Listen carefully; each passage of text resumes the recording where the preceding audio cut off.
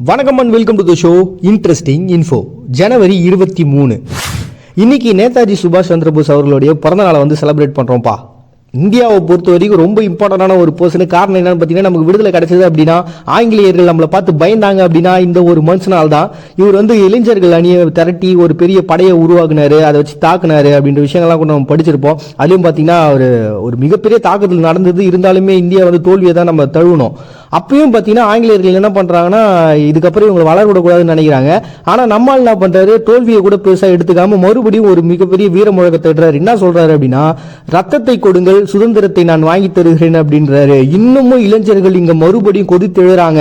மிகப்பெரிய ஒரு புரட்சிக்கும் ஒரு பெரிய போராட்டத்துக்கும் ஒரு பெரிய போருக்கும் ரெடியா வராங்க. இதை பார்த்து ஆங்கிலேயர்கள் பயப்படுறாங்க. இப்படிதான் பாத்தீங்கன்னா ஆங்கிலேயர்களை மிரள விட்ட ஒரு பர்சன்னா அது நம்ம நேதாஜி சுபாஷ் சந்திர போஸ் தான். இவரை பத்தி பேசணும் அப்படின்னா நிச்சயமா ஒரு நாள் 2 நாள் பார்த்தாது. நிறைய விஷயங்கள் இருக்கு இவரை பத்தி பேசுறதுக்கு. இருந்தாலும் ஒரு சின்ன விஷயத்தை மட்டும் நான் ஒரு கன்வே பண்ணிட்டு போயிடுறேன். இவர் வந்து பாத்தீங்கன்னா ஆங்கிலேயர்களுடைய டைம் பீரியட்ல ஜெயிலில் பிடிச்சி போட்டுறாங்க. போட்டதுக்கு அப்புறம் இவர் வந்து பயங்கரமான உடல் நோயாலாம் பாதிக்கப்படுறாரு. பார்க்கறதுக்கே ரொம்ப மெலிஞ்சு போய் கம்பீரமான தோற்றத்தை இழந்த ஒரு தருணமா கூட அதை பார்க்கலாம். அந்த மாதிரியான ஒரு சுச்சுவேஷன்ல மாட்டிக்கிட்டு இருந்த நேதாஜி சுபாஷ் சந்திர போஸ். அது வரைக்குமே பார்த்தீங்கன்னா ஆங்கிலேயர்கள் இவங்க வெளில விட மாட்டேன் அப்படின்னு சொல்லிட்டு தான் சொல்லிட்டு இருந்தாங்க. ஆனால் அதுக்கப்புறம் என்ன பண்ணாங்க அப்படின்னா, வெளியில போராட்டங்கள் நிறைய அதிகமாக நடக்க, சரி ஓகே இதுக்கப்புறம் இவன் போய் என்ன போராட்டத்தை பண்ண போறான், இவனே வந்து ரொம்பவுமே பாதிக்கப்பட்ட ஒரு பர்சனா இருக்கிறானே அப்படின்ற மைண்ட் செட்டில் ஆங்கிலேயர்கள் இவரை வெளில விட்டுறாங்க. அவருக்கு வந்து ஒரு பாதுகாப்பையும் போட்டு வீட்டில் விட்டுறாங்க. பட் ஆனால் இந்த பர்சன் என்ன பண்றாருன்னா, சும்மா இல்லாம அங்க இருந்து கிளம்பி போறாரு. உலக நாடுகள்கிட்ட இருக்கக்கூடிய அத்தனை பேர்த்தையும் பேசி அங்க வந்து ஒரு மிகப்பெரிய படையை திரட்டுறதுக்கான வழி எல்லாத்தையும் பார்த்த ஒரு பர்சன். ஏன்னா அப்படி ஒரு அடிமைத்தனம் இருந்த நம்ம நாட்டில் ஒரு பர்சனை பார்த்து ஆங்கிலேயர்கள் பயந்தாங்கன்னா அது நம்ம நேதாஜி சுபாஷ் சந்திர போஸ் தான்ப்பா. அப்படிப்பட்ட ரொம்ப முக்கியமான ஒரு பர்சன். இவரை பத்தி நிறைய விஷயங்கள் இருக்கு. இருந்தாலுமே இதை மட்டும் நான் ஷேர் பண்ணிக்கிறேன். அண்ட் இந்த நாளை பொறுத்த வரைக்கும் பார்த்தீங்கன்னா ஒரிசா, திரிபுரா அப்படின்னு சொல்லிட்டு நிறைய இடங்கள்ல பொது விடுமுறையோட இவருடைய அந்த பிறந்த நாளை வந்து செலிப்ரேட் பண்றாங்க. கடைசி வரைக்கும் இவர் எப்படி எங்க போய் இறந்தாங்க, என்ன ஆனாரு அப்படின்ற எந்த இன்ஃபர்மேஷனும் இல்லை. ஆனா இப்போதைக்கு நம்மளை பொறுத்த வரைக்கும் என்ன சொல்றாங்க அப்படின்னா, இவர் வந்து விமானத்தில் போயிட்டு இருக்கும்போது ஒரு ஆக்சிடென்ட்ல இறந்து போயிட்டாரு அப்படின்ற விஷயங்கள் மட்டும் தான் வெளில வருது. எது எப்படியா இருந்தாலும் சரி, நம்மளுடைய இந்தியாவினுடைய வரலாற்றை எழுதணும் அப்படின்னா அம்பேத்கரினுடைய பேரை தவிர்த்துட்டு நம்மளால வரலாற்றை எழுத முடியாது. அப்படிப்பட்ட ஒரு முக்கியமான ஒரு பர்சனுடைய பிறந்த நாள் தான் நீ கொண்டாடுறோம் ஜனவரி 23. நெக்ஸ்ட் பிலிப்பைன்ஸ்ல முதல் குடியரசு தினம் அப்படின்னு சொல்லிட்டு ஒன்று கொண்டாடுறாங்க. இந்த நாட்டை பொறுத்த வரைக்கும் பார்த்தீங்கன்னா நிறைய குடியரசு தினங்கள் இருக்கு. காரணம் என்னன்னு பார்த்தீங்கன்னா 1898 ஸ்பெயின் வந்து குடியரசு வாங்கியிருக்காங்க. அண்ட் அதுக்கப்புறம் பார்த்தீங்கன்னா 1946 அமெரிக்கா கிட்ட இருந்து ஒரு சுதந்திரம் வாங்கி அப்போ வந்து குடியரசு அடைஞ்சிருக்காங்க. இப்படி நிறைய விஷயங்கள் இவங்க நாட்டில் இருக்குது. இருந்தாலுமே கூட முதல்ல இவங்க வந்து குடியரசு ஆனது எப்போ எப்படி அப்படின்னு பார்த்தீங்கன்னா, ஆரம்ப காலகட்டத்தில் ஸ்பெயின் தான் பார்த்தீங்கன்னா இவங்களை முழுக்கமே வந்து அடக்குமுறை வச்சிருந்தாங்க, ஒரு ஆதிக்கத்தை செலுத்திட்டே இருந்தாங்க. இருந்தாலுமே இவங்க நாட்டை பொறுத்த வரைக்கும் இந்த கிளர்ச்சிகள் பிரச்சனைகள் தொடர்ந்து நடந்து போராடிட்டே இருந்தாங்க. இப்படியே வந்து பல வருஷங்கள் 100 வருஷங்கள் கழியுது. இப்படியே அந்த கிளர்ச்சியானது பயங்கரமா பிரபலம் ஆயிட்டே போகுது. கிட்டத்தட்ட பாத்தீங்கன்னா அங்க இருக்கக்கூடிய முக்கியமான பர்சன்ஸ் எல்லாருமே இந்த கழகத்தை தூண்டுறாங்க. அதனால என்ன ஆகுதுன்னா, அங்கங்க பிரச்சனைகள் வெடிக்குது. இது அப்படியே தொடர்ந்து வருது. இன்னமும் வந்து அந்த பிரச்சனைன்றது அதிகமாயிட்டே போகுது. ஸ்பெயினால வந்து கண்ட்ரோல் மீறி போயிட்டு இருக்கு அப்படின்ற ஒரு விஷயத்தை உணர்றாங்க. இதுக்கப்புறம் தான் பாத்தீங்கன்னா ஒரு கிட்டத்தட்ட ஒரு 7 வருஷங்கள் கழிச்சு அவங்களுக்கு வந்து ஒரு மிகப்பெரிய குடியரசு, அதாவது சுதந்திரம்ன்றது அவங்களுக்கு கிடைக்குது. இருந்தாலும் அந்த சுதந்திரம் வந்து பாத்தீங்கன்னா பெரிய லெவலில் நீடிக்கலைங்க. அது ரொம்ப வருஷம்லாம் இல்லை. அதுக்கப்புறம் மறுபடியும் தொடர்ந்து ஒரு மிகப்பெரிய அடக்குமுறைன்றது வந்துருச்சு. மறுபடியும் ஸ்பெயினே வந்து அவங்களை கட்டி ஆண்டுகிட்டு இருந்தாங்க.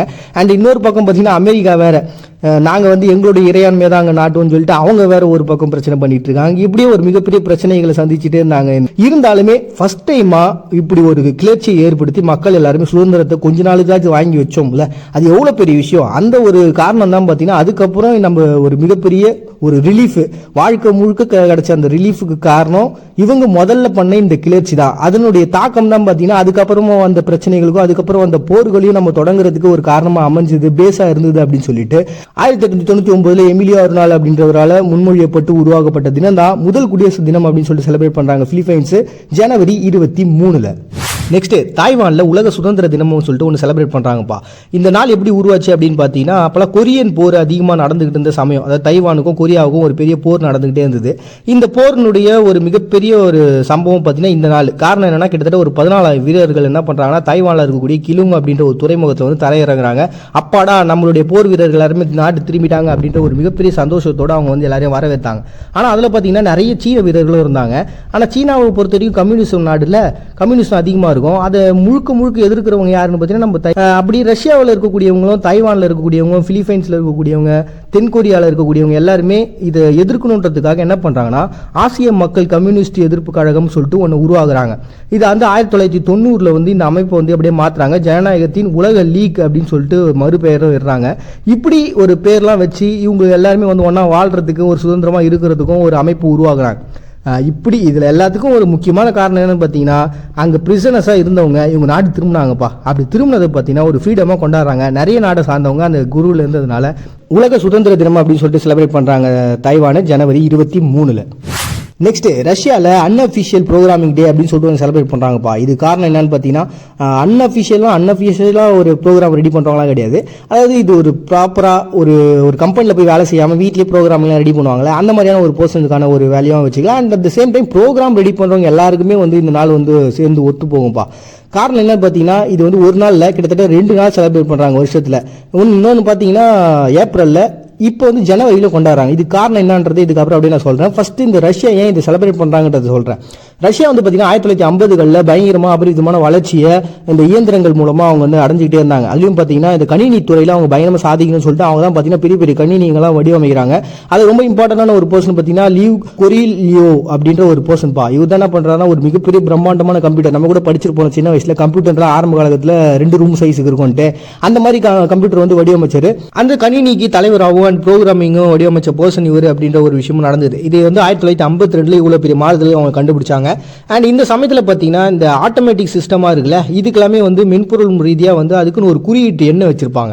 அப்படி வச்சிருந்த எண்ணு தான் பார்த்தீங்கன்னா 2204 அப்படின்ட்டு. 2204 அப்படின்னு வரும்போது இல்லை 22ஆம் தேதி 4ஆம் மாதம் அப்படின்னு வச்சலாம்னு சொல்லிட்டு தான் ஏப்ரலில் இவங்க வந்து கொண்டாடிட்டு இருக்காங்க. இருந்தாலும் இதுக்கு வந்து பல நாட்கள் கழிச்சு பார்த்தீங்கன்னா டெசிமல் நம்பர்லாம் வந்துச்சுல, அந்த 0.000 அப்படிலாம் வரும்ல, அந்த நம்பர்லாம் வந்ததுக்கப்புறம் அப்புறம் இந்த மென்பொருளுடைய ஆட்டோமேட்டிக் சிஸ்டத்தினுடைய நம்பர் வந்து மாறுச்சு. அப்படி மாறும்போது 230105 அப்படின்ற மாதிரி வந்தது. அப்படி வரும்போது முதல் 4 லெட்டர் என்னப்பா 23 அப்போ ஜனவரி 1 வந்து நம்ம செலிப்ரேட் பண்ணலாம் அப்படின்னு சொல்லிட்டு இந்த மாதிரி 2 குழு வந்து 2 நாளில் வந்து செலிப்ரேட் பண்ணிட்டு இருக்காங்க. இருந்தாலுமே இந்த 2 நாளுக்கு ஒரே கான்செப்ட் தான். இந்த ப்ரோக்ராமிங்லாம் ரெடி பண்ணிட்டு இருக்காங்களே, அப்படிப்பட்ட சிறந்த ஒரு பர்சன்ஸ் வந்து பாராட்டணுன்றதுக்காக உருவாக்கப்பட்டதுன்னா அந்த அன்அஃபிஷியல் ப்ரோக்ராமர்ஸ் டே அப்படின்னு சொல்லி செலிப்ரேட் பண்றாங்க ரஷ்யா ஜனவரி 23.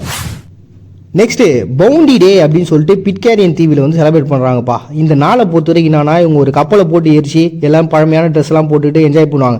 எதுக்கு இவங்க கப்பலை போட்டு எரிக்கிறாங்க அப்படின்னு பார்த்தீங்கன்னா, 1790 என்ன பண்ணுறாங்க, ஒரு ஆயுத கப்பல் வந்து கலங்குது. அதாவது பசிபிக் பெருங்கடல்லேருந்து அங்கே இருக்கக்கூடியவங்ககிட்டலாம் அந்த தின்பண்டங்கள், அதாவது ரொட்டி, இந்த மாதிரியான விஷயங்கள் அடிப்படையாக தேவையாக இருக்கும்ல சாப்பாட்டுக்கு, அதெல்லாம் வாங்கிக்கிட்டு அங்கேருந்து தென்னாப்பிரிக்காவுக்கு வர்றது தான் இவங்களுடைய பிளானாக இருந்தது அந்த ஆயுத கப்பலுக்கு. ஆனால் வர வழியிலே பார்த்தீங்கன்னா உள்ளுக்குள்ளே கலவரம்லாம் நடந்து மக்களுக்குள்ள பிரச்சனைலாம் நிறைய நடக்குது.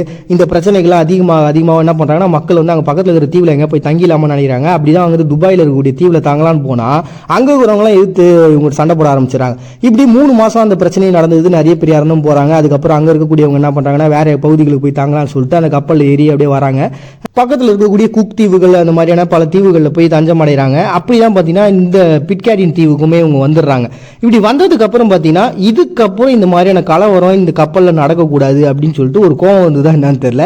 ஏன்னா போதும் நம்ம நிறைய பாடுபட்டுட்டோம் அப்படின்னு சொல்லிட்டு, ஏன்னா இது நடந்து கிட்டத்தட்ட 2 வருஷங்களா இந்த பிரச்சனை நடந்துட்டே இருந்தால் அந்த கப்பலில் வந்து ஒரு மிகப்பெரிய பிரச்சனைகள் ஓடிக்கிட்டே இருந்தது. ஸோ இப்படிப்பட்ட பிரச்சனைகள் எல்லாமே ஒரு தீர்வுக்கு வந்த அந்த நாளை என்ன பண்ணாங்கன்னா, அந்த கப்பலில் எரிச்சு அதை வந்து கொண்டாட ஆரம்பிச்சாங்க. அது கொண்டாடனுடைய வழக்கம் தான் பார்த்தீங்கன்னா இப்போ வரைக்குமே. ஸோ இந்த தீவுகளை பொறுத்த வரைக்கும் அந்த கப்பலில் கலவரம் பண்ணவங்க, அதில் பிரச்சனை பண்ணவங்க தான் இப்போ வந்து அந்த பகுதியினுடைய வம்சாவழிகளாக இருக்கிறாங்க.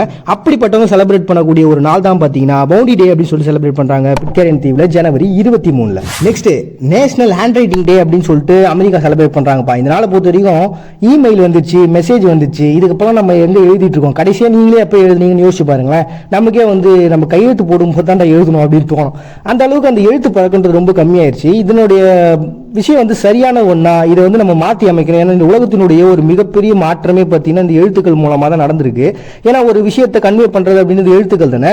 அதுவும் பார்த்தீங்கன்னா இந்த ஹேண்ட் ரைட்டிங் தலையெழுத்து நல்லா இருக்கணும்னா நம்ம கையெழுத்து எழுத்து நல்லா இருக்கணும் சின்ன வயசுல எங்கள் மிஸ்லாம் சொல்லுவாங்க. அந்த விஷயம் தான் ஞாபகம் வருது. அப்படிப்பட்ட இந்த ஹேண்ட் ரைட்டிங்ன்ற ஒரு விஷயத்தை வந்து ஊக்கப்படுத்துறதுக்காகவும் இதை பற்றி மக்களுக்கு ஒரு விழிப்புணர்வை ஏற்படுத்தணுன்றதுக்காக என்ன பண்ணுறாங்க, அமெரிக்காவில் இருக்கக்கூடிய இந்த ரைட்டிங் இன்ஸ்ட்ருமெண்டல் மேனுஃபேக்சரிங் கம்பெனி என்ன பண்ணுறாங்கன்னா இதுக்குன்னு ஒரு டே உருவாகுறாங்க. அதனால் ஹேண்ட் ரைட்டிங் வந்து எல்லாருமே கொஞ்சம் பாருங்கள். இது வரைக்குமே வந்து நீங்கள் மெயில் மெசேஜ் அனுப்பிச்சிருப்பீங்க. இன்னைக்கு ஒரு நாளாவது சும்மா யாருக்காவது கடிதம் எழுதி கொடுக்குறதோ இல்லை யாருக்காவது ஏதாவது எழுதி அனுப்புறதோ இந்த விஷயங்கள்லாம் பண்ணுங்க அப்படின்னு சொல்லிட்டு அதை ஊக்குவிக்கிறதுக்காக உருவாக்கப்பட்டதுன்னு தான் நேஷனல் ஹேண்ட் ரைட்டிங் டே அப்படின்னு சொல்லி செலிப்ரேட் பண்ணுறாங்க ஜனவரி 23 அமெரிக்கா.